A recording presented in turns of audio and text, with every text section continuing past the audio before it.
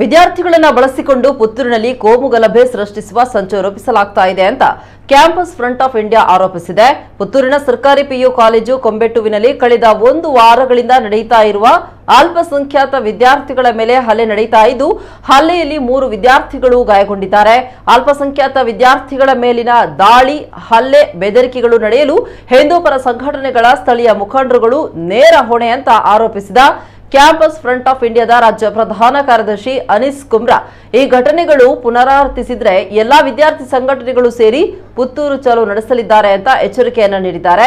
ಜೊತೆಗೆ ಈ ಘಟನೆಯಲ್ಲಿ ಪೊಲೀಸ್ ಇಲಾಖೆ ಕೂಡ ವಿಫಲವಾಗಿದೆ ಅಂತ ಅವರು ಆರೋಪಿಸಿದರು. ಪುತ್ತೂರು ತಾಲೂಕು ಅಂತ ಹೇಳಿದ್ರೆ ಇದೊಂದು ಶೈಕ್ಷಣಿಕವಾಗಿ ಬೆಳೆಯುತ್ತಿರುವಂತಹ ಒಂದು ಕೇಂದ್ರವಾಗಿದೆ. ಸಾವಿರಾರು ವಿದ್ಯಾರ್ಥಿಗಳಲ್ಲಿ ವಿದ್ಯಾರ್ಥಿ ನಡೆಯುತ್ತಾ ಇದ್ದಾರೆ, ಶಿಕ್ಷಣವನ್ನು ಪಡೆಯುತ್ತಾ ಇದ್ದಾರೆ. ಆದರೆ ವಿದ್ಯಾರ್ಥಿಗಳು ಸೌಹಾರ್ದಯುತವಾಗಿ ವಿದ್ಯಾರ್ಥಿಯನ್ನು ಪಡೆಯುತ್ತಿರುವಾಗ ಇಲ್ಲಿ ಸಂಘ ಪರಿವಾರದ ದುಷ್ಕರ್ಮಿಗಳು ಅಥವಾ ಎಬಿವಿಪಿಯ ಸಂಘಟನೆಯ ಕಾರ್ಯಕರ್ತರ ಮೂಲಕ ತಾಲೂಕಿನ ಎಲ್ಲ ಕಾಲೇಜಿನಲ್ಲಿ ಕೋಮು ಪ್ರಚೋದನಾ ಭಾಷಣವನ್ನು ಮಾಡ್ತಾ ಇದ್ದಾರೆ. ಈ ಭಾಷಣಗಳ ಮುಖಾಂತರ ಇಲ್ಲಿ ವಿದ್ಯಾರ್ಥಿಗಳ ಮೇಲೆ ಕೋಮು ವಿಷಬೀಜವನ್ನು ಬಿತ್ತಿ ಇಲ್ಲಿ ವಿದ್ಯಾರ್ಥಿಗಳಲ್ಲಿ ಏನು ಸೌಹಾರ್ದತೆಯನ್ನು ತೆಗೆದುಕೊಂಡು ಇಲ್ಲಿ ಸಂಘ ಪರಿವಾರವು ಕೋಮು ಗಲಭೆಯನ್ನು ಸೃಷ್ಟಿಸ್ತಾ ಇದೆ.